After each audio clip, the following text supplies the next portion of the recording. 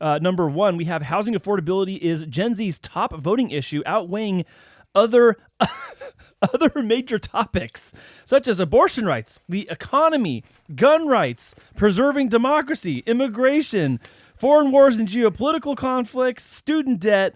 Holy crap. What the heck? I loved it. I was actually really not surprised, but I was actually happy to see this. I was surprised. I was happy to see it because I feel that the one thing we can all agree on is that the economy needs some work. The rent is too damn high. So expensive, whether you're buying or you're renting, things are expensive. The rent is too damn high. And you know, what I noticed is that the biggest things that the media highlights or in general that are, you know, being pushed as the most important or most like, you know, crucial are in fact, as you can see, like people's less worries. So what Brian's referring to here is in the Gen Z column, a ranking from number 1 to number 9. Number 1 is housing affordability. Number 9 is foreign wars and geopolitical conflicts, which is funny because yeah, on the media right now you think it's all Palestine and Israel and it's all about that. And then student debt is another big one. Immigration. So that's like 7, 8, and 9. Immigration, student debt, and foreign wars. Now here's what's interesting. Here's a pattern in this: is as you go from Gen Z to millennials to Gen X to baby boomers, the housing affordability ranking goes down. So in order, Gen Z says housing affordability number 1, millennials housing affordability number 3, Gen X housing affordability number 4, baby boomers housing affordability number 6. Check this out. Right after Gen Z says housing affordability is number 1, number 2 is the economy. And look at every other column. Millennial number 1, what is it? Economy. What is Gen X number 1? What is baby boomer number 1? Economy. So here's my point. Regardless of housing affordability as a standalone topic being, let's say, like less and less important the older and older the generations go, at least on this chart, you know what's in the top 2 of every single person's? The economy. And it's number 1 for millennials, Gen X, and baby boomers. And I would argue, too, that the housing affordability is a reflection of the overall economy itself. As you are looking to qualify and you have, you know, your income is whatever it is and you're trying to get into a home and be able to purchase, and pricing is where it's at with home prices, and rates are higher than they have relatively to history here recently. I'm going to quote someone that most people my age know, James Carville, when he said, "It's the economy, stupid." That's what people care about. The economy. It's what happens to their life personally at the individual level, and then that spills over into all the other things. 100%. Like if you don't have that, then a lot of the other things don't really, not that they don't matter, is that they don't fall into place the way that they should, because that's the force of like driving everything, and now everything else falls under that. So if we can't continue to, you know, worry about what moves the needle down the line for all these families, then a lot of the other things, you know, I won't say is irrelevant because they are important. They are something that, you know, we do need to pay attention to, but at the same time, there's things that our people here in the United States are saying, hey, this is the most important thing. This is the most crucial thing. And from what I see and what I notice, it isn't something that gets, you know, given the attention that it needs to be given. Well, there's a reason. I would argue that right now there's a reason. They don't want people to be pointing the finger at them right now. Yeah. At the current administration, at least, and saying, "Oh, the economy, right?"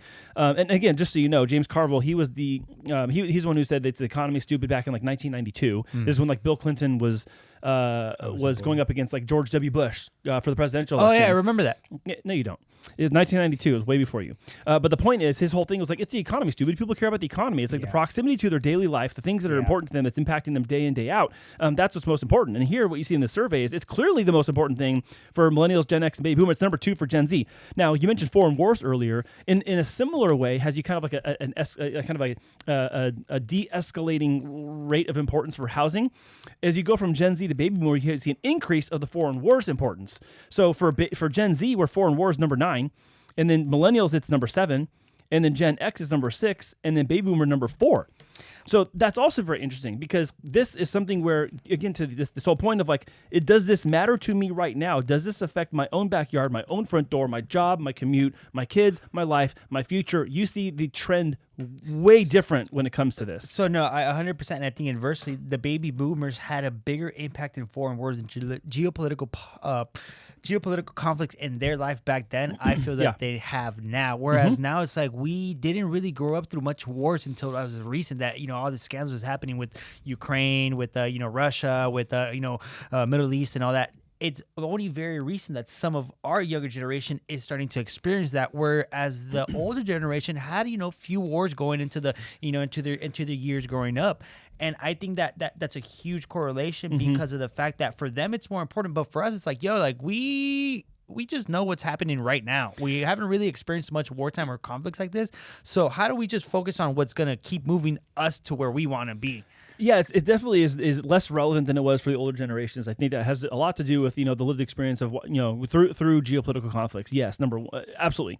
Also, I think this is also a reflection of something we've culturally seen is this like fiercely independent and I'll say cascading level of personal accountability that people want to take for things. Where I just want what I want, individualism, if you will. Yeah. I just want what I want, and I want for me, and all this other stuff outside here that's not as important to me. I'm caring about what I want for me and what I want for my life.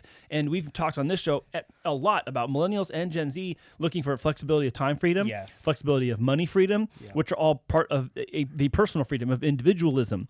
And so I think that part of this is a cultural shift as well from these foreign wars, if you will, from the baby boomer generation, whose parents came out of things like the World War II, into the baby boomer generation from 1946 to 1964. And that's a huge population that had a completely different worldview than we do now with Gen Z. 100%. And then, that's also why for them you see preserving democracy, because that was the biggest theme back then. Everybody was fighting for, democracy. Everybody was fighting for, like, you can't go communist, don't go red. But if you notice, the younger generations preserving the democracy is a lot lower. Well, and Gen X and baby boomers have it right there next to each other. As an older person, I'll also tell you that the definition of what that means has drastically changed in the last 4 and 8 years. So there is absolutely something to be said about what that used to mean versus what it means now. I guess you can argue that back then it was being fought for what it should have been, whereas now it's just muffling between like, oh, democracy is this. Well, the redefinition of what democracy is right now is not the traditional definition of what democracy was and what was being fought for. That is why I think you see like Gen X and baby boomers both have that in the number 2 spot. That it's right after the economy is preserving democracy, because those things go together for them. Is our democracy here at home and our economy here at home affect everything else down the line here at home? And I think that is something that broadly everyone kind of adopted as a universal truth. I'll say that lightly, a majorly adopted definition, which honestly has changed and culturally changed and been shifted to the left very hard in the last few years. So, not surprised to see that at all. We talked last week that Gen Z and millennials took out 40% of mortgages. So if you missed that on last week's show, Brian and I did a whole segment about how Gen Z and millennials took out I haven't watched it. 40... Well, you guys can watch it with Brian. We did a whole segment on the show about how I experienced it. 40% of the mortgages taken out in 2023 were by Gen Z and millennials, which was a really high percentage. Oh, interesting. I'm going to go check it out. Yeah, you should watch that show. You were on it. I was. Now, part of this also, the reason why we've come to these results in this survey, it was, how many people was it, 3,000? Yeah, 3,000 people. They conducted a survey in February 2024. Part of it is because of what's mentioned here in the article. Home prices have soared more than 40% since before the pandemic. And in 2023, it was the least affordable year on record. And so by the time you get to February 24, they're rolling out this survey. You're like, man, 2023 was really, really hard. And, you only have 26% of adult Gen Zs already owning a home, and median U.S. asking rent has increased more than 20% since 2019. So you have escalating rent, high home prices, high interest rates. You have the least affordable year on record in 2023. Yeah, I'm not too surprised that housing affordability is a top thing for Gen Z. Not at all. I mean, regardless, living costs, shelter costs, renting or buying is expensive right now. Yeah. And, everybody's feeling it. And I feel like right here where they say housing affordability is the cornerstone of this year's presidential election. Is it really, though? Well, here's the thing. Is it really, though? Yes. Okay. Let's stay on topic. I think what we need to talk about to close this segment is we need to talk about what people should be looking for, because this, at the very end they're talking about, the president has a plan for this, and then the other candidate has a plan for this and a strategy for that. Here's what I think you should be looking for. Look for what is being said and whatever that thing has downstream of it. So if you're going to hear someone, I'm not going to say either candidate, but if you hear a candidate say, oh, we're going to put pressure on the Fed to reduce interest rates. You know what's downstream of that? Higher housing prices. That might make borrowing cheaper as far as monthly payments are concerned, but it's going to leave housing prices elevated. If one of the candidates is talking about policy changes or opening up new rules for people who are first-time home buyers, look downstream of that. Well, who are they talking about? Is it people that are identified as a first-time home buyer by time since they last bought a house? Like if it's been more than 7 years, in some cases, you're still now considered a first-time home buyer. Or are you talking about people of a certain economic class or of a certain ethnic and gender class? There's all those kinds of things too. So pay special attention to what is being said running up to the election, specifically about housing. It is clearly one of the top topics, and they are going to have different opinions, but there might be some similarities.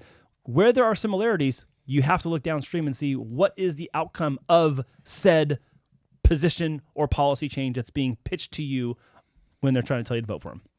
100%. And just know that, maybe not. It might get, done. But at the same time, just, plan for what you can control. Yeah. Yeah. We've this year covered so many different things where it doesn't even matter who you voted for, that certain things are just the way they are. I'm going to talk about California insurance for an example. It doesn't matter that Gavin Newsom is the governor of California and our insurance carriers are leaving the state. Like, you can make the argument to us, if we had a different governor, the policy would be different. And they say, well, okay, you still have an insurance commissioner. There's still other things going on within California beyond just the one set policy for this duration of time. The insurance carriers are not in a place to maintain their position of solvency while still operating in the state. And because of that, we do not have a lot of insurance coverage by these major carriers, and they're leaving. And where solvency is also a requirement to even provide and conduct business in the state of California. So it's a catch-22. And that's still something that, is just one of the crucial things that's happening here in California. Yeah, we got to get those insurers back. It's got to be lucrative for them to come back in order to participate. I know a lot of people hate insurers whenever we make an insurance comment. But everybody likes to feel secure whenever their phone breaks, whenever their car gets hit, whenever something breaks at their house. Like, it feels nice to have the insurance when it's needed. Well, yeah, of course we always like it. I don't like paying the premiums all the time, but look, it's there for a reason. So when I need it, it's there, and it gets my my car fixed or my house rebuilt or whatever. Yeah.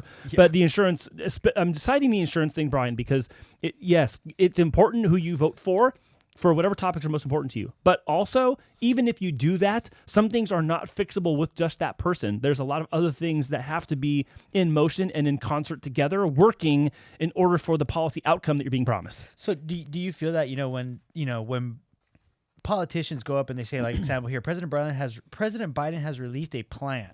Donald Trump has a strategy. They're so vague with what they say at times. It's just like, it's more of them selling, I can do it, I can fix it, I can't. That's why you have to believe in me, because I can do it.